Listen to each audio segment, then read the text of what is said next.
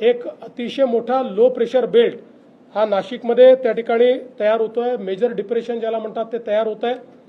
या मेजर डिप्रेशनमुळे जो काही नाशिक आणि त्र्यंबकेश्वरचा मधला भाग आहे या भागामध्ये ढगफुटी उद्या संभावित आहे किंवा त्या प्रकारचे निर्देश आपल्याला प्राप्त झालेले आहेत। ही ढगफुटी देखील मेजर ढगफुटी असू शकते। जवळपास 300 mm पाऊस या ढगफुटीमुळे या सगळ्या भागामध्ये होऊ शकतो। नाशिकच्या बऱ्याच मोठ्या भागामध्ये तो होऊ शकतो। त्या दृष्टीने जिल्हा प्रशासनाने मोठ्या प्रमाणात तयारी केलेली आहे।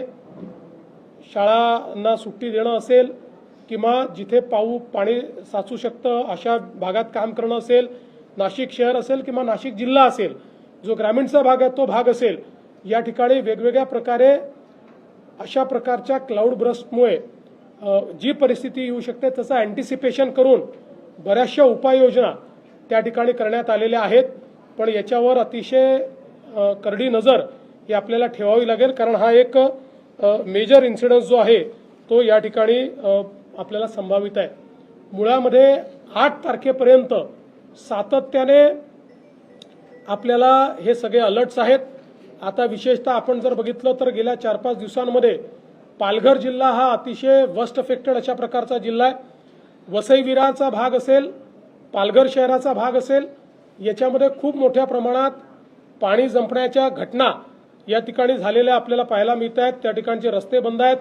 विशेषतः रेल्वे ज्या आहेत, या रेल्वे आपल्याला ज्या गुजरातमध्ये येणाऱ्या रेल्वे आहेत त्या आधीच मध्ये रस्त्यात थांबलेल्या आहेत। तिथल्या लोकांना रेल्वेतनं काढून रोडच्या माध्यमातून आणण्याचा प्रयत्न चाललेला आहे।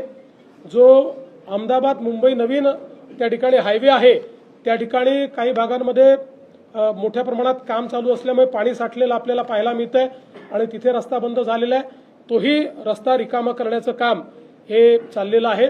पालघर जिल्ह्यामध्ये 4:30 वाजता त्या ठिकाणी पुन्हा भरती आहे। पाऊस आता थांबलाय पण पुन्हा तो पाऊस सुरू होणार आहे। त्यामुळे हा जो भरतीचा इव्हेंट आहे हा देखील आपल्याला अतिशय त्याच्यावर नजर ठेवावी लागेल, कारण त्यामुळे पुन्हा पाणी साठण्याच्या घटना या त्या भागामध्ये मोठ्या प्रमाणात होताना दिसू शकतील। रायगडमध्ये खूप मोठ्या प्रमाणात पाऊस आहे।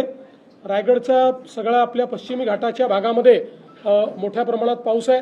आपल्याला कल्पना आहे की कालही महाबळेश्वरचा भाग असेल, लोणावळ्याचा सगळा भाग असेल, या भागामध्ये प्रचंड मोठा पाऊस म्हणजे ॲव्हरेजपेक्षा कितीतरी पट जास्त पाऊस हा आपल्याला झालेला पाहायला मिळाला। सावित्री नदीने धोक्याची पातळी ओलांडली आहे, पण सुदैवाने त्याचं डिसिल्टिंग झाल्यामुळे धोक्याची पातळी ओलांडल्यानंतरही अजून शहरांमध्ये पाणी शिरलेलं नाही किंवा ते आपण थांबवू शकलेलो आहोत, पण अजूनही त्याच्याकडे लक्ष आहे। काही नद्यांनी जवळपास 4 ज्या महत्त्वाच्या नद्या आहेत त्या 4 नद्यांनी धोक्याची पातळी ओलांडली आहे। त्यामुळे त्यातनं ज्या काही अडचणी आहेत त्या दूर करण्याच्या दृष्टीने मोठ्या प्रमाणात त्याच्याकडे लक्ष देणं हे चाललेलं आहे। आपल्याला कल्पना आहे की मुंबई गोवा हायवे जो आहे याच्यावर कशेडीला एक फार मोठा लँडस्लाइड त्या ठिकाणी काल रात्री झाला। जवळपास एक डोंगरच पूर्ण कोसळून तो खाली आला, पण आता तो सगळा मलबा जो आहे तो काढण्याचं काम चाललेलं आहे। आणि एकूण या अनप्रेसिडेंटेड अशा प्रकारच्या पावसामुळे आणि या सगळ्या परिस्थितीमुळे एकूण या हायवेवर 8 ठिकाणी अनपेक्षित अशा प्रकारच्या लँडस्लाइड झालेल्या आहेत। पण आता जवळजवळ सगळं क्लिअर करणं चाललेलं आहे। आता हायवे कसा सुरू करता येईल किंवा पूर्ण क्षमतेने कसा तो करता येईल याकडे एक मेजर लक्ष देणं चाललंय। मुंबई पुणे जो आपला आहे त्याच्यावर तर आपल्याला कल्पना आहेच। त्याही ठिकाणी मोठ्या प्रमाणात म्हणजे जवळपास 100 टन मलबा हा त्या ठिकाणी इतक्या मोठ्या प्रमाणात लँडस्लाइड झालेला आहे आणि अशा भागात झालाय की ज्या ठिकाणी साधारणपणे यापूर्वी कधी होत नाही अशा भागामध्ये हा लँडस्लाइड झालेला आपल्याला पाहायला मिळतोय। त्याच्यातलं जवळपास 70 टन मलबा हा काढून टाकण्यात आलेला आहे। आता पुण्याकडे जायचा जो मार्ग आहे त्याच्यावर 3 लेन सुरू आहेत, पण मुंबईकडे यायच्या मार्गावर एकच लेन चाललेली आहे। पण पुढच्या 1.5 तासामध्ये यातला बराचसा पार्ट रिस्टोर करायचा अशा पद्धतीनं काम चाललेलं आहे। शिवेंद्रराजे आपले जे मिनिस्टर आहेत ते देखील त्या ठिकाणी गेलेले आहेत आणि सगळ्या टीम्स ज्या आहेत त्या अत्यंत वेगानं त्या ठिकाणी काम करतायत। साताऱ्याचा जर आपण विचार केला तर साताऱ्यामध्ये घाटाच्या भागामध्ये आणि विशेषतः जो काही पश्चिमी घाट आहे त्या भागामध्ये मोठ्या प्रमाणात अतिवृष्टी झालेली आहे। तिथेही जे काही त्या ठिकाणी काळजी घ्यायची ती घेतली गेली आहे। कोल्हापूरमध्येही आता हळूहळू धोक्याच्या पातळीकडे त्या ठिकाणी पाण्याची वाटचाल चाललेली आहे।